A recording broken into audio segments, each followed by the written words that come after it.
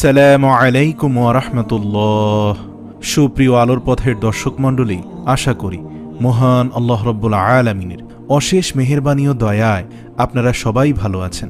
প্রিয় দর্শক, বিশিষ্ট আলেমী দ্বীন, বর্তমান বিশ্বের ইসলামিক বক্তাদের মধ্যে সর্বশ্রেষ্ঠ, সকল ধর্মগ্রন্থের উপরে কম্পারেটিভ রিলিজিয়নের শ্রেষ্ঠ বক্তা ডক্টর জাকির নায়েক। একজন ভাই তাকে একদিন প্রশ্ন করেছিলেন, ডক্টর জাকির নায়েক, আপনার স্মৃতিশক্তি প্রখরতার পেছনে রহস্য কি? কিভাবে আপনি এভাবে গীতা থেকে, বাইবেল থেকে, মহাগ্রন্থ আল কোরআন থেকে উদ্ধৃতি দিয়ে যে কোনো প্রসঙ্গে মানুষকে এতটা সুন্দরভাবে বুঝাতে পারেন? ডক্টর জাকির নায়েকের উত্তর বলেন, প্রিয় ভাই, আপনাকে অনেক ধন্যবাদ। আপনি আজ এই প্রশ্নটি না করলে হয়তো আমার জীবনের একটি গুরুত্বপূর্ণ রহস্য মানুষের কাছে রহস্যই থেকে যেত। আপনাকে অসংখ্য ধন্যবাদ যে আপনি এই প্রশ্নটি করে তার উত্তরের মাধ্যমে অসংখ্য মানুষকে আমার স্মৃতিশক্তি বৃদ্ধির এবং বর্তমান জাকির নায়েক হিসাবে প্রতিষ্ঠিত হওয়ার পিছনে মূল রহস্য বা যেই দোয়া রয়েছে সেই দোয়াটি আজ আমি আপনাদের শিখিয়ে দিব। প্রিয় ভাই, আপনারা জেনে অনেকে অবাক হবেন যে পবিত্র কোরআনের একটি অত্যন্ত গুরুত্বপূর্ণ দোয়া রয়েছে। যে দোয়াটি আপনি যদি পাঠ করেন তাহলে এই স্মৃতিশক্তি আপনার অনেক প্রখর হবে, আপনি অনেক বেশি জ্ঞান অর্জন করতে পারবেন, আপনার চিন্তা শক্তি, দৃষ্টিশক্তি এবং গবেষণা করার শক্তি আল্লাহ তাআলা বৃদ্ধি করে দিবেন। ডক্টর জাকির নায়েক আরো বলেন, আমি ছোটবেলায় তোতলা ছিলাম। যখন কথা বলতে নিতাম তখন আমার জিহ্বায় জড়তার কারণে আমি সুস্পষ্টভাবে কথা বলতে পারতাম না। স্কুল কলেজে আমাকে অনেক ঠাট্টা মশকরার শিকার হতে হতো। শিক্ষক শিক্ষিকারাও আমার সাথে মশকরা করত, কারণ আমি জাকির সুন্দরভাবে মানুষের সাথে কথা বলতে পারতাম না। আলহামদুলিল্লাহ, এই দোয়ার বরকতে আজ আমি আপনাদের সামনে ডক্টর জাকির নায়েক কথা বলছি। লক্ষ মানুষ আমার কথা শুনছে। সারা বিশ্বের অসংখ্য মুসলিম, অমুসলিম, নাস্তিক, আস্তিক হাজারো মানুষ এই জাকির নায়েকের ভক্ত হয়েছে। অথচ এই জাকির নায়েক নিজের নামটি উচ্চারণ করতে গেলে যা 2-3 বার করে তার জিহ্বায় আটকে যেত, অতঃপর পরিশ্রম করে জাকির শব্দটি উচ্চারণ করতে হতো।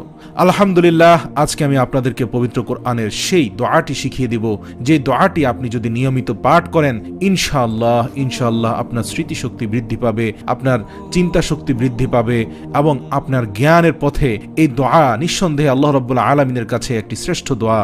তিনি বলেন, এই দোয়াটি রয়েছে সূরা তাহার আয়াত নম্বর 25 এবং 28। রব্বুল আলামিন এই দোয়াটি শিখিয়ে দিয়েছিলেন হযরত মূসা আলাইহিস সালামকে। আমরা জানি হযরত মূসা আলাইহিস সালামেরও জিহ্বার জড়তা ছিল। তিনি কথা বলতে গেলে তার মুখে কথা আটকে যেত, তিনি সুস্পষ্টভাবে কথা ধারাবাহিকভাবে উপস্থাপন করতে পারতেন না। এর মূল কারণ ছিল ফেরাউনের ঘরে যখন হযরত মূসা আলাইহিস সালাম বিবি আসিয়ার ঘরে লালিত পালিত হয়ে বড় হচ্ছিলেন, তখন একদিন ফেরাউনের গালে কষিয়ে চড় মেরেছিলেন হযরত মূসা আলাইহিস সালাম। শিশু মূসা আলাইহিস সালামের হাতের চড় খেয়ে ফেরাউন বুঝতে পেরেছিল, নিঃসন্দেহে এই ছোট শিশুর চড়ে আমার দাঁত পড়ে গিয়েছে, সে জানি কত ভয়ঙ্কর এবং সেই আমার শত্রু। অতঃপর ফেরাউন সেই মূসাকে হত্যা করতে নিলে তখন বিবি আসিয়া একটি পরীক্ষা দেন। তিনি বলেন, ঠিক আছে, আপনি তাকে হত্যা করবেন, যদি সে সত্যি বুঝের হয় তাহলে তার সামনে একটি মোমবাতি রাখুন আর পাশে একটি পাথরের টুকরো রাখুন। এই অবুঝ শিশুর কাছে তো নিঃসন্দেহে আগুনের উজ্জ্বলতায় পছন্দনীয় হবে। সে যদি অবুঝ হয় তাহলে আগুনের দিকে যাবে, আর যদি সে বুঝের হয় তাহলে সে পাথরের দিকে যাবে। সে যদি পাথর বেছে নেয় তাহলে আপনি বুঝবেন সে সত্যি আপনার দুশমন। আগুন বেছে নিলে আপনি বুঝতে পারবেন সে আপনার দুশমন নয়। অতঃপর হযরত মূসা আলাইহিস সালামের সামনে যখন এই দুটি জিনিস রাখা হলো, হযরত মূসা আলাইহিস সালাম তিনি শিশু ছিলেন, অবুঝ ছিলেন। তিনি উজ্জ্বল আলোর দিকে হাত বাড়িয়ে সেই আলোর মোমবাতিটি আগুন সহ মুখে ঢুকিয়ে দেন। এতে তার জিহ্বা পড়া যায় এবং তিনি আক্রান্ত হয়ে যান। এভাবে ফেরাউনের হাত থেকে তিনি সেদিন রক্ষা পেয়ে যান এবং তার মুখে এমন একটি ঘা সৃষ্টি হয় যা তার নবুয়াত প্রাপ্তির পরেও দিন প্রচারের ক্ষেত্রে মুখের জড়তাটা তার নিজের জন্য একটি প্রতিবন্ধকতা হয়ে দাঁড়ায়। এজন্য তিনি রব্বুল আলামিনের কাছে এই দোয়াটি পড়ে সবসময় আল্লাহর কাছে সাহায্য চাইতেন। দোয়াটি হচ্ছে সূরা তাহার আয়াত নম্বর 25 এবং 28। সেখানে আল্লাহ তাআলা শিখিয়ে দিচ্ছেন, রব্বিশরাহ লি সাদরি ওয়া ইয়াসসির লি আমরি ওয়াহলুল উকদাতাম মিন লিসানি ইয়াফকাহু কাওলি।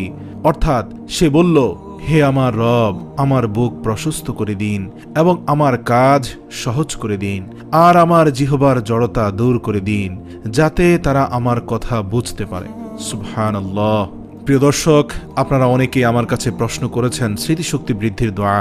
আমি বলবো এটি সর্বশ্রেষ্ঠ দোয়া। এছাড়াও আপনারা পড়তে পারেন, রব্বি ইয়াসসির ওয়ালা তুয়াসসির ওয়া তাম্মিম আলাইনা বিল খায়র। অর্থ, হে আমার রব, সহজ করো কঠিন করো না এবং কল্যাণের সঙ্গে শেষ করার তৌফিক দান করো। প্রিয় দর্শক, বেশি বেশি দোয়াগুলো পাঠ করুন এবং আল্লাহ রাব্বুল আলামিনের কাছে আপনার স্মৃতিশক্তি প্রখরতার জন্য দোয়া প্রার্থনা করুন। এবং যে কোনো পরীক্ষার হল, ইন্টারভিউ অথবা যে কোনো পরিস্থিতিতে আপনি কোনো বই পড়ছেন, বুঝতে পারছেন না, অথবা কোরআন মাজিদ পড়ছেন, আপনি কোরআনের উচ্চারণ শুদ্ধভাবে পড়তে পারছেন না, হাদিস বুঝতে পারছেন না, আরবি পড়তে পারছেন না, যে কোনো পরিস্থিতিতে আপনি দোয়াটি পড়ুন, রব্বি ইশরাহ লি সাদরি ওয়া ইয়াসসির লি আমরি ওয়াহলুল উকদাতাম মিন লিসানি ইয়াফকাহু কাওলি। হে আমার রব, আমার বুক প্রশস্ত করে দিন এবং আমার কাজ সহজ করে দিন, আর আমার জিহ্বার জড়তা দূর করে দিন, যাতে তারা আমার কথা বুঝতে পারে। আল্লাহুম্মা আমিন।